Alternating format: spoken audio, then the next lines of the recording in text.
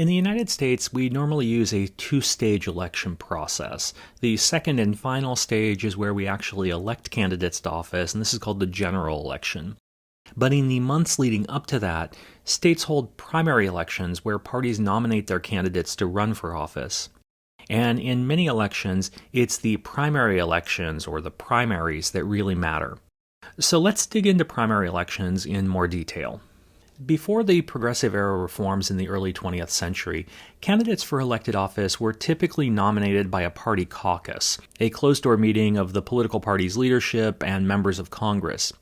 The caucus system gave considerable power to the party elite, as they were the ones who would select the candidates that voters would choose between in the general elections. But by the Progressive Era, this system was increasingly criticized for being elitist and undemocratic. And as public dissatisfaction grew, the parties began to shift to more open and democratic primary systems. But remember that in the United States, elections are generally administered by the states, and parties themselves have considerable input into the candidate selection process. As a result, the shift from party caucuses to primary elections was slow and uneven. The first state-bred primary was held in Florida in 1901, but by the election of 1912, the majority of states were using primary elections to select nominees for the presidency. Today, there are 5 main types of primary elections used in different states, though a handful of states, including Iowa, North Dakota, and Wyoming, still use caucuses for nominating presidential candidates. In a closed primary system, only registered members of a political party who are affiliated with that party before the election can vote in that party's primary. This type of primary facilitates party unity and prevents members from other parties from influencing the nomination. But it also excludes independent voters and may reduce overall turnout. About 15 states, including Florida, New York, and Pennsylvania, used closed primary systems. In an open primary system, voters of any affiliation may vote in any party's primary, but they can only choose one party's ballot to vote on. This system allows greater participation from independent voters and those who might not want to publicly declare party affiliation. But in doing so, it allows for crossover voting, where members of one party might vote in another party's primary to influence the nomination process. About 20 states use open primaries, including Michigan, Missouri, and Virginia. In a semi-closed primary system, registered party members can only vote in their own party's primary, but unaffiliated voters can choose to vote in any one party's primary. This system combines the closed primaries' protection of party purity with the open primaries' inclusiveness of independent voters.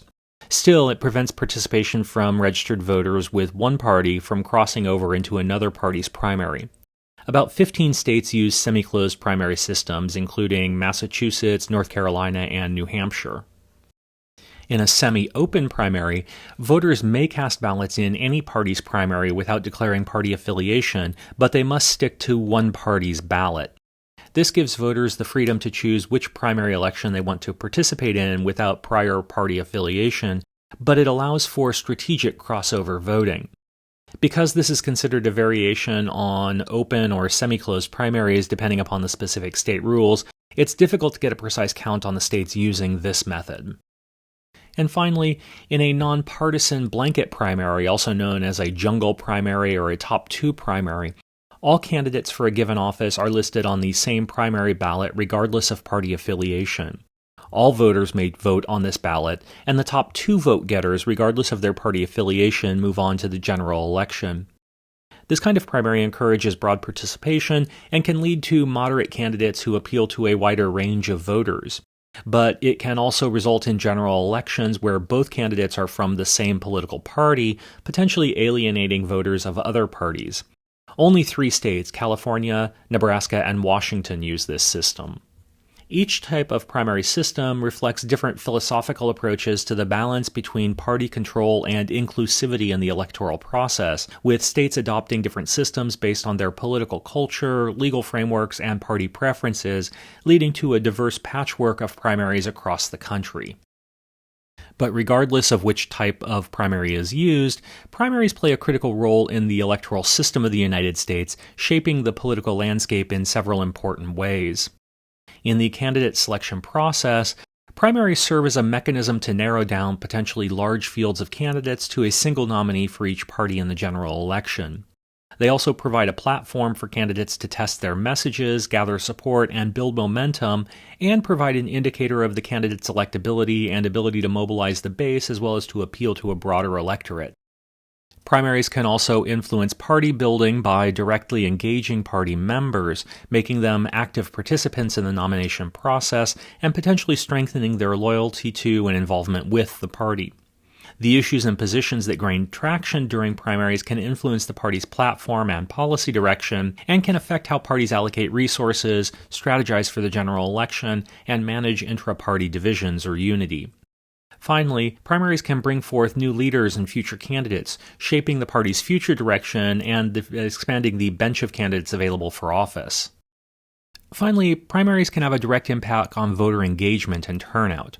Primaries can draw in new voters who might otherwise be more inclined to participate when they feel that their vote has a direct impact on the choice of candidates.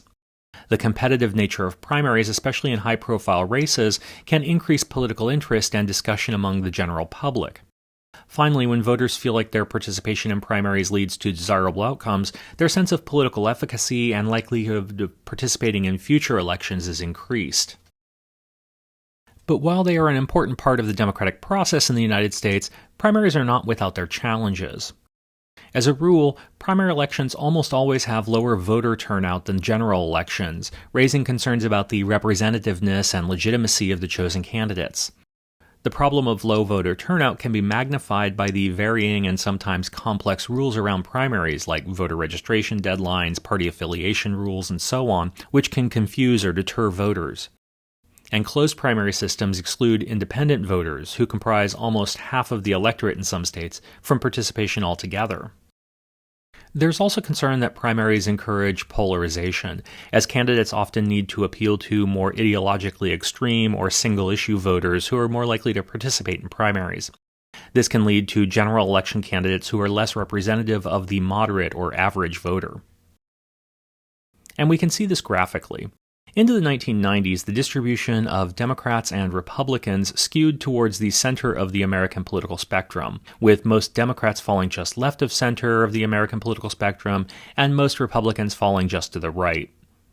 In both parties, those identifying as consistently liberal or consistently conservative were a relative minority, and the median Republican and median Democrat were relatively centrist.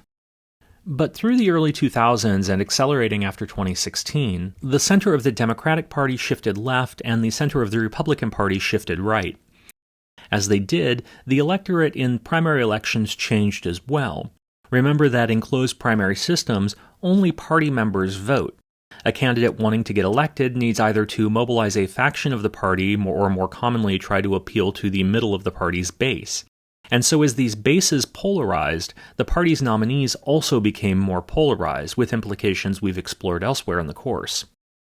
In the Democratic Party, the use of superdelegates, who are unpledged delegates who are free to support any candidate for presidential nomination, has also been controversial. Critics argue that superdelegates can undermine the democratic process by potentially having a significant influence on the outcome, independent of the voters' will. They're also seen by some critics as a mechanism for party elites to maintain control over the nomination process, possibly at the expense of grassroots candidates and movements. Finally, primary elections raise a variety of concern around cost and timing.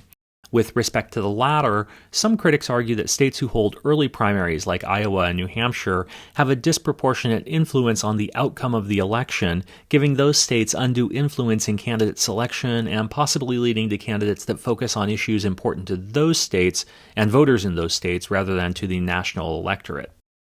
As a result, there's been a gradual expansion of the number of states holding earlier and earlier primaries, a process sometimes referred to as front-loading.